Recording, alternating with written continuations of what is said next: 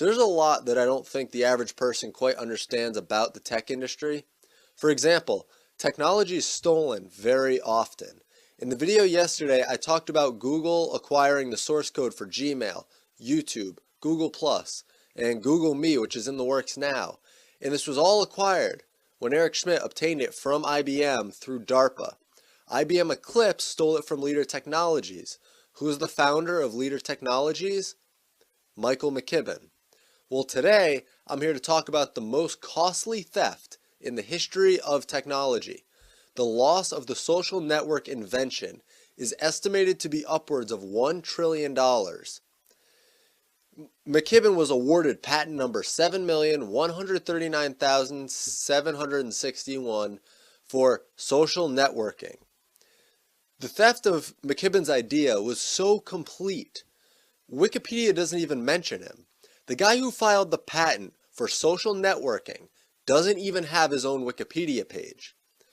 But there's a reason he doesn't, and it's because I'm willing to bet most people would never have any clue he was the initial patent filer, among other reasons that Wikipedia in particular would hold dear, but I'll get to all that. The founder of Wikipedia is Ward Cunningham.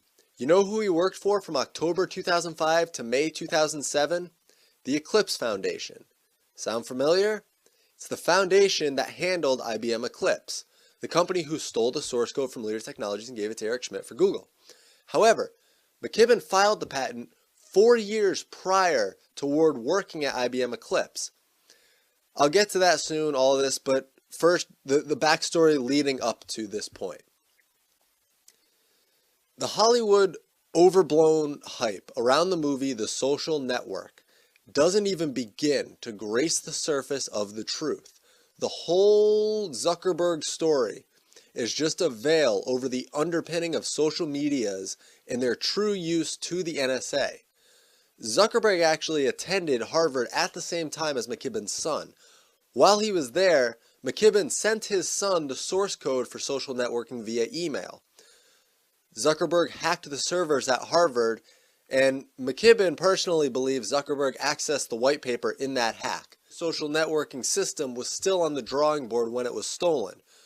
Those who stole it stripped out the privacy settings and the security features so that they could now abuse the social media for surveillance, data collection, and the eventual construction of an AI based on all user input. In the early 90s, McKibben was competing with Bell Labs, better known as AT&T now, to redevelop the email system before Windows 95 came out through Microsoft. And McKibben won the contract.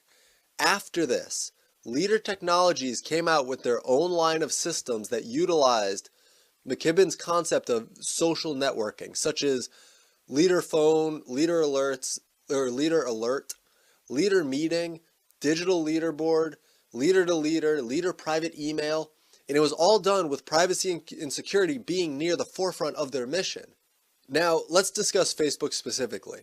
During the post-Soviet era, Harvard economists were making Russian leaders very uneasy about some of their economic advisements to the Russians. One of the economists was Larry Summers, who had recently left Harvard to become the chief economist at the World Bank. Two of his assistants were Sheryl Sandberg and Yuri Milner. Sandberg is now the Facebook chief operating officer. Milner is Facebook's largest outside investor. McKibben's social networking concept was the basis for large-scale collaboration over the internet concerning huge corporations, the stock exchange, communication.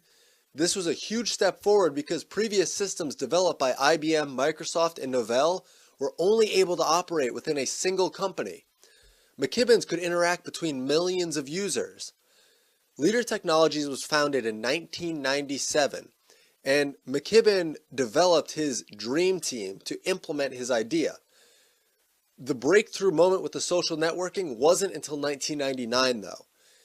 And seeing as there were only 10 million internet users in total back in 1999, McKibben knew the technology was before its time. So he just went to file patents. This is where things get a little bit hairy, okay? When McKibben filed the patent, his patent attorney was James P. Chandler III. You know who some of Chandler's other clients were? IBM and the NSA. McKibben's social networking patent was taken and given to IBM and the NSA, thus assuring McKibben would never be connected to the idea. The concept he created was exactly what the NSA and IBM needed at the time.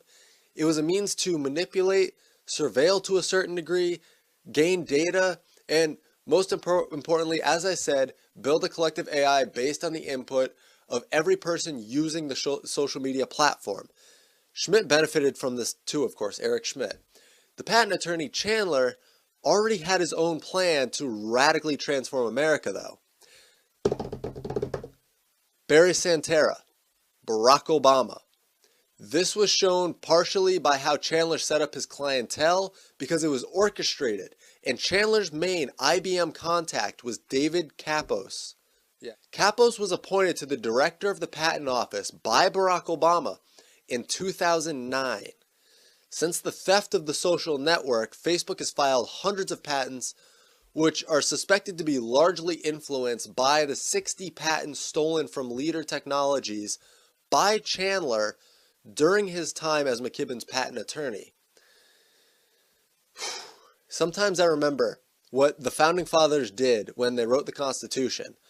Some things were left vague, a lot of things were left vague. In fact, there were other things, though, that were more specific.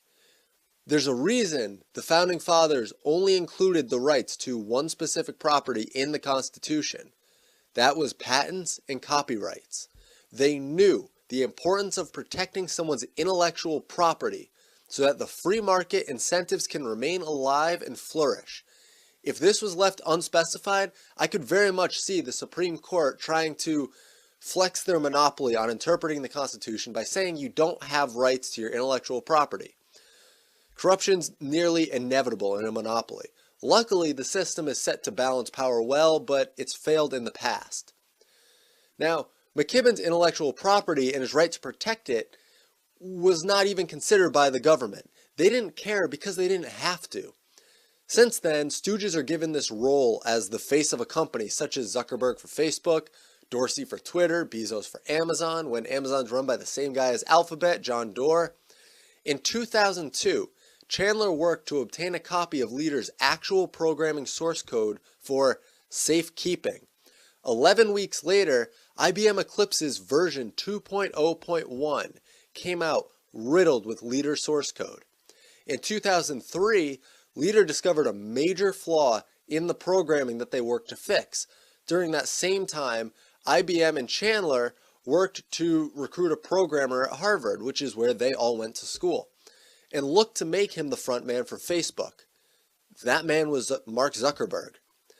Zuckerberg's main job initially was to prevent anyone else from developing a campus-wide social network, because that was the first step of launching Facebook worldwide, to create it in the campus environment. At that time, 3 other people were working on social networking. There were the Winklevoss twins, Greenspan, and Peter Seglia. Zuckerberg made programming deals with the Winklevoss twins and Seglia, but then hindered them from completing their platforms. False promises were made with Greenspan to just stall them. On the night of October 28, 2003, Leader's engineers fixed a critical part of the code that was flawed. That's the same night Zuckerberg wrote in his online diary, "Let the hacking begin." He then proceeded to hack the house sites of Harvard and stole data and students' photos. And that's why Facebook was not created by Mark Zuckerberg. He stole it. Yeah, well, Facebook's ascent has come with its fair share of criticism and lawsuits. One of those lawsuits being claimed against Facebook by the founding company, the founder and the CEO of Leader Technologies. We're joined now by Michael McKibben. All right, so give us a brief outline for our viewers, Mike, exactly what your claims against Facebook are so they have a little bit of a backstory. We filed for patents at the end of 2002 for technology which we received in 2006 which is basically what the market calls social networking now. We sued Facebook for patent infringement and won a verdict.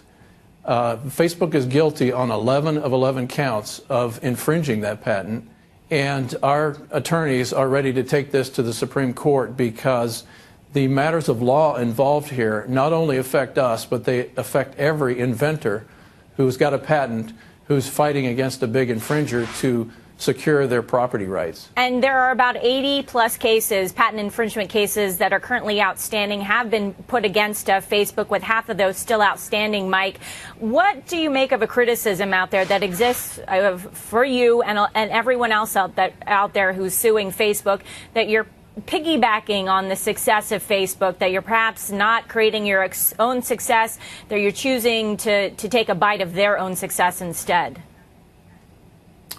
Well, I can't speak for everybody else. I can speak for us. And for us, we invented this technology starting in the late 90s. We invented the technology that Facebook has been judged to infringe. And these issues that the Federal Circuit apparently is not paying attention to of law have everything to do with everyone's property rights, not just ours, because patents are a property right. And if they're going to take away our property right, in this case, what property's next? A man in Illinois has filed a lawsuit against Facebook for their facial recognition scanning system. You may be aware that for some time now, when people upload photos to Facebook, many people have been tagging them with the person's name, teaching Facebook's facial recognition feature what these people look like. Now, it has the ability to recognize people as accurately as a human being, creating the most accurate face print of the population, handing those prints, of course, covertly over to the National Spying Agency.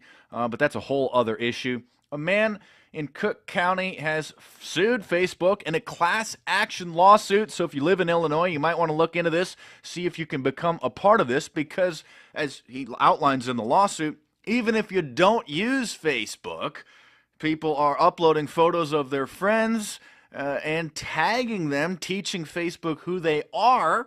And then, of course, once Facebook creates an accurate facial recognition algorithm, as soon as you just upload a picture, it identifies exactly who you are.